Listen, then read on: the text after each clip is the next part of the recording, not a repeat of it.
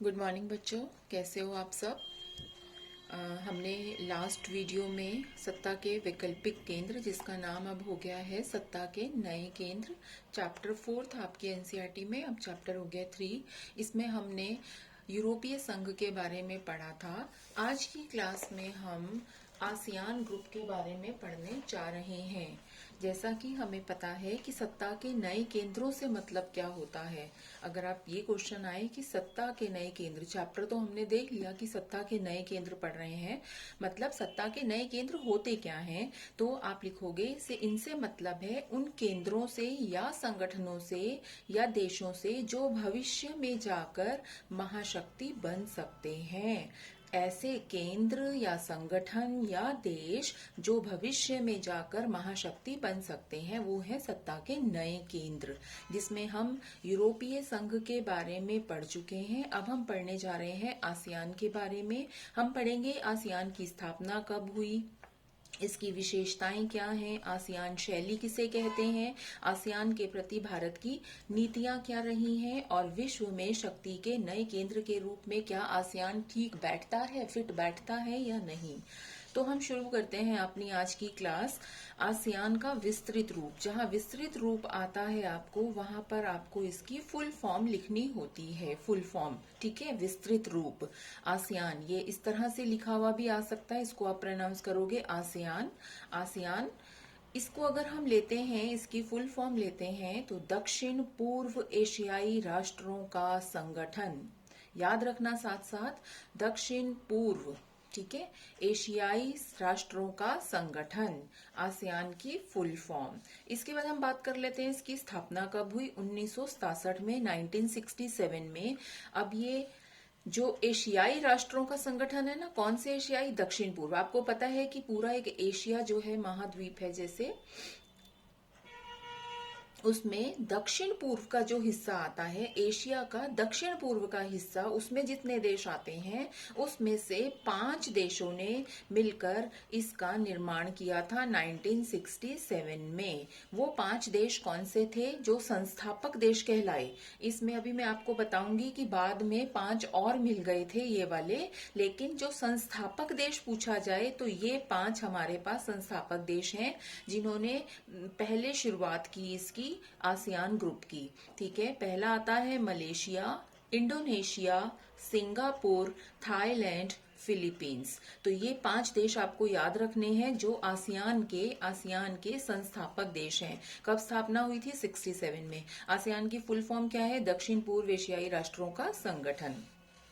और ये इन्होंने बैंकॉक में बैठकर एक घोषणा की थी कि हम इस तरह का एक आसियान ग्रुप बनाने वाले हैं, जो जिसके उद्देश्य अभी हम आगे डिस्कस करेंगे।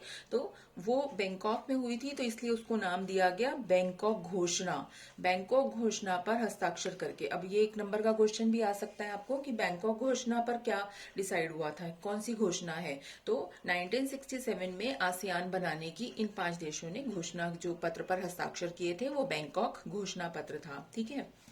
अब बाद में इसमें 5 और देश जुड़ गए थे जो इसके सदस्य बने। उनके नाम याद रख लो, Brunei, Vietnam, Laos, Myanmar, Cambodia. ये बाद में शामिल हुए 5 देश थे। तो 5 और 5 कितने हो गए आपके पास, 10 देश हो गए।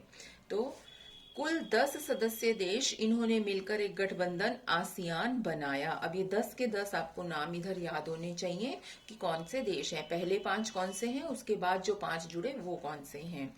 अब आ जाते हैं, हम बात करते हैं आसियान किस उद्देश्य से बनाया गया। अगर आपसे पूछा जाए क्वेश्चन कि आसियान के उद्देश्य क्या थे, अब ये उद्देश्य आपको याद होंगे, तो अब ये किसी भी फॉर्म में 1 बता दो, 2 बता दो, मेन बता दो, मुख्य उद्देश्य बता दो, तो इन्हीं में से आप लिख सकते हो। ठीक है।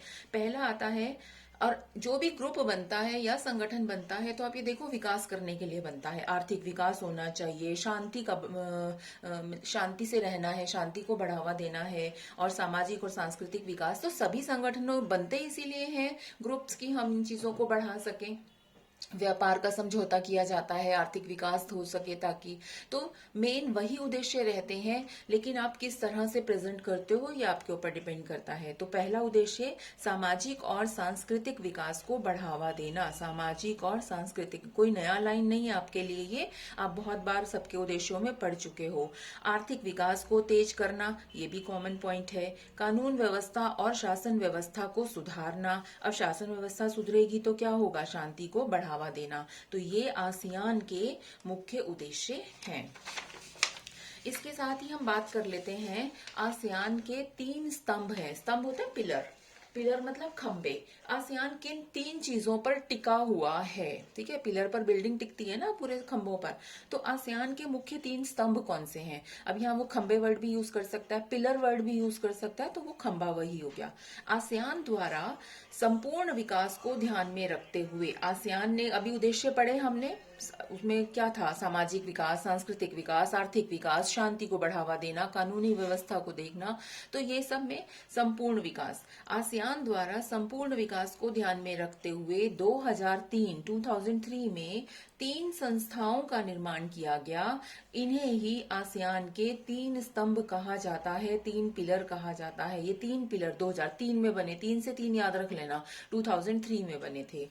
पहला सुरक्षा को लेकर समुदाय था, दूसरा अर्थव्यवस्था आर्थिक को लेकर था, तीसरा सामाजिक। और तीनों वही चीजें आ गई। कानूनी व्यवस्था हमने उद्देश्य पढ़ा तो उसने अपना एक समुदाय बना दिया, आसियान सुरक्षा समुदाय, ठीक है। हमने अभी इसके उद्देश्य पढ़े थे ना, ये देखो हमने इसके उद्देश्य पढ़े, कानून व्यवस्था और शासन व्यवस्था का सुधारना। उसके लिए इसने बना दिया सुरक्षा समुदाय जो सुरक्षा करेगा।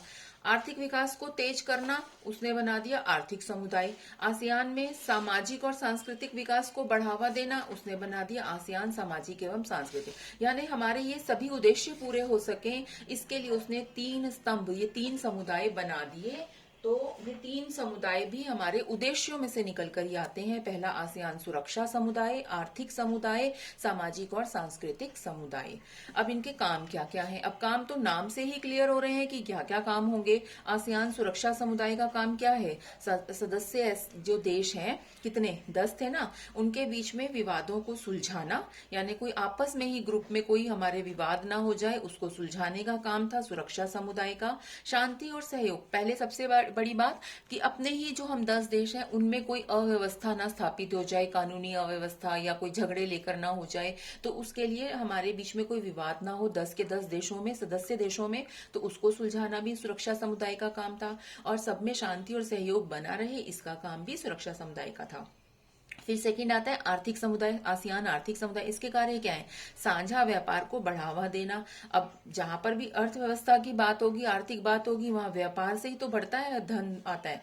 तो साझा व्यापार, जो आपस में देशों में व्यापार साझा मिलजुल कर, मतलब व्यापार को बढ़ावा देना है। मुक्त व्यापार बढ़ाना है। मुक्त व्यापार का मतलब क्या है? बिना किसी बाधा के व्यापार करना। ये बाधा कौन सी आ सकती है? बाधा आ सकती है टैक्सेस, बहुत ज्यादा सीमा शुल्क लगा देना। एक देश से दूसरे देश में जब सामान जाता है तो टैक्स लगता है, तो वो टैक्स बहुत ज्यादा होगा तो दिक्कत हो जाएगी। और भी कई बाधाएं होती हैं। तो अब ये मुक्त व्यापार करना है कि कोई भी बाधा ना आए, प्रॉब्लम ना हो। तो ये जितने भी आर्थिक समुदाय हमारे ये आसियान के सदस्य देश हैं, इनमें कोई भी व्यापार को लेकर समस्या नहीं आनी चाहिए। साझा व्यापार होना चाहिए, यानी 10 के 10 देश आपस में व्यापार भी करें और वो मुक्त व्यापार करें, बिना किसी बाधा के व्यापार करें। और आर्थिक विवादों को भी सुलझाना है। अगर अर्थव्यवस्था से कोई, यहाँ पे थे शांति से अगर कोई रिलेटेड विवाद है तो वो सुरक्षा समुदाय देखेगा। आर्थिक विवाद है तो उसे आर्थिक समुदाय देखेगा।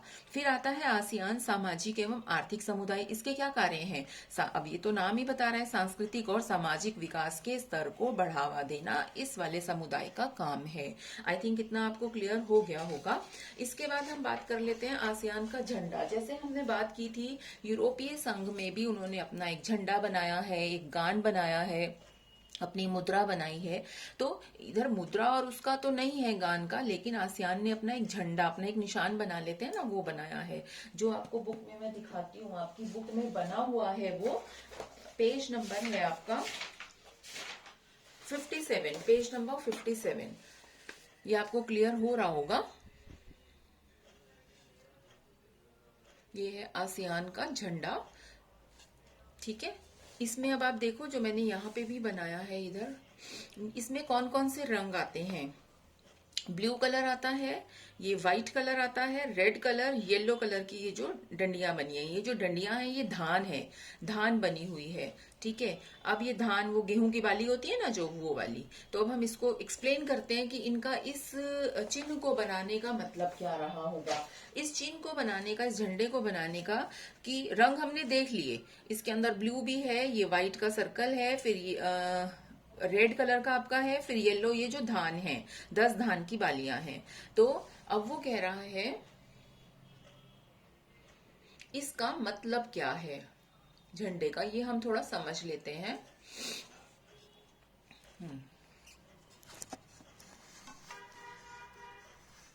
एक मिनट। हाँ, बीच में जो 10 धान की बालियों को दिखाया गया है, वो आसियान के देशों की, अभी हमने बात की कि इसके कितने सदस्य देश हैं, 10 सदस्य देश हैं। तो वो 10 बालियां बना दी, ठीक है, उनको बीच में से इकट्ठा बांध दिया हुआ है। आप ये देखोगे बीच में से बंधा हुआ है, तो ये क्या है, इनको एकता के सूत्र में बांध दिया है। अब नीला रंग जो मैंने बताया, नीचे ब्लू कलर किया हुआ है, वो है शांति और स्थिरता को दिखाता है। लाल रंग जो मैंने बताया बीच में गोले के किया हुआ है, रेड कलर, तो वो साहस को और गतिशीलता को दिखाता है। सफेद रंग का जो ये गोला बना हुआ है इसके बाहर, वो शुद्धता, शुद्धता को दिखाता है, सच्चाई को दिखाता है, शुद्धता आ जाएगा। पीला रंग जो है बालियों का, वो समृद्धि का प्रतीक है। तो आपको ये झंडे के बारे में पता होना चाहिए कि आसियान का झंडा है कैसा, उसमें जो जो कलर है उनका क्या मतलब निकल कर आता है। इसके बाद एक क्वेश्चन आपका यहाँ बनता है, आसियान विजन 2020 क्या है। विजन होता है प्लान बनाना, ठीक है, अपना एक सोच लेना, लक्ष्य स्थापित कर लेना, लक्ष्य बना लेना दिमाग में। जैसे अगर मैं पूछूं आपका 21 का क्या लक्ष्य है, आप बोलोगे बोर्ड एग्जाम्स में मुझे अच्छा स्कोर करना है। तो इसी तरह से आसियान ने जो ग्रुप बना था, उसका विजन क्या था कि 2020 तक हम क्या हासिल कर लेंगे, 2020 तक हम क्या करना चाहते हैं, आसियान 2020 तक क्या करना चाहता है, वो उसका इसने प्लान बनाया। इस प्लान में उसने क्या लक्ष्यों की सूची रखी कि हमें क्या क्या करना है। आसियान विजन 2020 आसियान द्वारा 2020 के लिए निर्धारित किए गए लक्ष्यों की सूची है, कि ये जो 2020 निकल कर गया है अभी, तब तक आसियान ने क्या क्या अचीव करना था, क्या क्या प्राप्त करना था। 2020 तक आसियान विश्व में बहुमुखी भूमिका निभाना चाहता है, यानी कि बहुत सारे पहलुओं को लेकर आगे आना चाहता है विश्व में। सभी आपसी विवादों का समाधान बातचीत से करना भी आसियान 2020 का मुख्य बिंदु है। बातचीत से करना, जितने भी आपस में इनके विवाद हैं देशों के बीच में, 10 देशों के बीच में, उनका समाधान ये कैसे निकालेगा, युद्ध करके नहीं, लड़ाई झगड़े से नहीं, क्योंकि शांति की स्थापना करनी थी, इसलिए बातचीत करके ये उनका हल निकालेगा। ये इसका मुख्य बिंदु रहा। तो एक तो लक्ष्य निर्धारित किए गए थे, विजन 2020 क्या है, उसने 20 तक वाले लक्ष्य निर्धारित किए, उनकी सूची बनाई। दूसरा, बहुमुखी भूमिका विश्व में निभाना चाहता है वो। तीसरा, बातचीत करके मुद्दों को सुलझाना चाहता है। तो ये आसियान का विजन 2020, इस पे 2 नंबर का क्वेश्चन आपका बनता है। इसके बाद हम बात करते हैं आसियान शैली क्या है। इस पर क्वेश्चन आ जाता है 1 या 2 नंबर का। आसियान शैली क्या है। आसियान के विकास करने के तरीके को आसियान शैली, जैसे हर एक किसी का काम करने का अपना एक तरीका होता है, तो ये आसियान का तरीका ही है कि आसियान के ऐसी क्या तरीका है, ऐसी क्या शैली है जिसको फॉलो वो करता है। पहले तो विकास जो जिस तरीके से उसने करना है, उसके लिए जो वो कार्य कर रहा है, वो उसकी आसियान शैली कहा गया है। फिर से देखो इस लाइन को, आसियान के विकास करने के तरीके को, उसने आर्थिक विकास भी करना है, सामाजिक भी करना है, सांस्कृतिक भी करना है, शांति की स्थापना भी करनी है, तो वो किस तरह से करेगा, जैसे हमने 3 स्तंभ भी पढ़ लिए उसके, तो वो उसकी अपनी एक आसियान शैली है, काम करने का अपना एक तरीका है। इसने सहयोग और मेल मिलाप द्वारा विकास करके, सहयोग चाहता है ये सबका, मेल मिलाप से काम करना चाहता है, बातचीत करके मुद्दों को सुलझाना चाहता है और विकास करना चाहता है। एक नया उदाहरण पेश किया भी है इसने, ठीक है। तो ये आसियान शैली है कि वो काम कैसे करता है, सहयोग के द्वारा करता है, मेल मिलाप से करता है, और ऐसा करके उसने जो विकास किया है विश्व के सामने, उससे उसने एक नया उदाहरण पेश किया है। फिर इस सहयोगात्मक एवं टकराव रहित विकास, यानी कि सहयोग वाली नीति अपनाई है उसने, और टकराव रहित मतलब कोई टकराव नहीं होगा, कोई युद्ध की स्थिति नहीं बनेगी, उसके द्वारा विकास किया जाएगा। इसी को ही आसियान शैली कहा गया है। अब आप समझ गए होंगे कि सबके सहयोग से, मेल मिलाप से और सहयोग से विकास करके इसने नया उदाहरण भी पेश किया है। आसियान शैली क्या होती है, विकास करने का अपना तरीका उसका आसियान का क्या है, तो उसका क्या है, सहयोगात्मक रहेगा और टकराव रहित रहेगा, किसी से युद्ध या ये वाली स्थिति नहीं लाएगा या टकराव नहीं करेगा, सिर्फ सिंपल बातचीत से वो उस चीज को, प्रॉब्लम को सॉल्व करेगा। ये तरीका उसका आसियान शैली कहा गया है। इस तरीके द्वारा ही आसियान सबसे तेज रफ्तार से विकास करने वाला संगठन बना, यानी एक ये सफल संगठन हम इसको कह सकते हैं कि आसियान एक सफल संगठन रहा है। ठीक है, अब हम पढ़ लेते हैं भारत और आसियान के बारे में।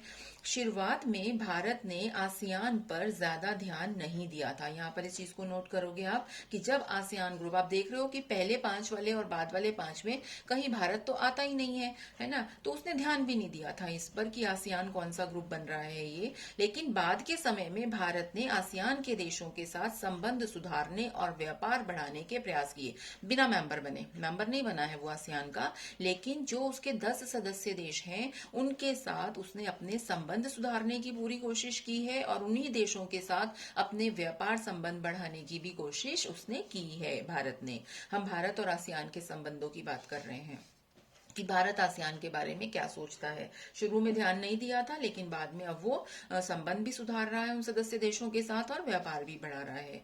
1991 में 1991 में भारत द्वारा पूर्व चलो की नीति, पूर्व चलो यानी पूर्व दिशा की ओर, जितने विश्व के मैप में पूर्व दिशा की ओर जितने भी देश बने हुए हैं वहां पर जाना चाहिए, वहां से हमें संबंध भी सुधारने हैं और व्यापार भी बढ़ाना है। तो आप देख रहे हो कि दक्षिण पूर्व एशियाई देश ही तो है ये आसियान वाले, जो है उसकी फुल फॉर्म की है ना, दक्षिण पूर्व एशियाई देश। तो अब इसने कहा कि दक्षिण के साथ साथ हम पूर्व के ऊपर के देशों की तरफ भी चलते हैं ना, हम पूर्व चलो की नीति अपनाते हैं कि जो भारत है वो पूर्व के देशों के साथ अपने संबंध भी सुधारेगा, आर्थिक संबंध भी सुधारेगा, व्यापार करेगा और सभी तरह के संबंध उससे सुधारेगा। तो ये बातचीत हुई 1991 में। इस पे क्वेश्चन आता है, पूर्व चलो की नीति क्या है, आपका एक कार्टून भी बना हुआ है बुक में। और पूर्वी एशियाई देशों से संबंध अच्छे करने के लिए इसने प्रयास भी किए। भारत ने 2 आसियान देशों सिंगापुर और थाईलैंड से मुक्त व्यापार समझौता किया है। सिंगापुर और थाईलैंड से मुक्त व्यापार समझौता भी इसने किया है।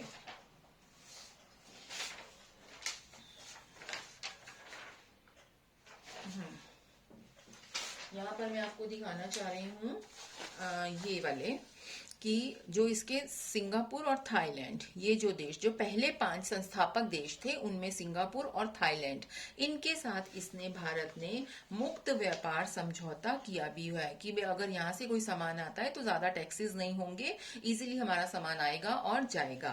तो ये आपको मैप में भरने के लिए भी आ सकता है। सिंगापुर थाईलैंड की मैप में सिचुएशन देखनी है आपने कि आसियान देशों के, ऐसे 2 आसियान के देश जिनके साथ भारत ने मुक्त व्यापार समझौता किया है, तो आपको याद रखना पड़ेगा सिंगापुर और थाईलैंड। साथ ही साथ भारत आसियान से मुक्त व्यापार समझौता करने की कोशिश कर रहा है। आसियान से मतलब उसके पूरे बाकी के बचे हुए जो 8 देश हैं, ठीक है, उनसे भी मुक्त व्यापार समझौता करने की कोशिश वो कर रहा है। तो ये हमारा आ जाता है आसियान।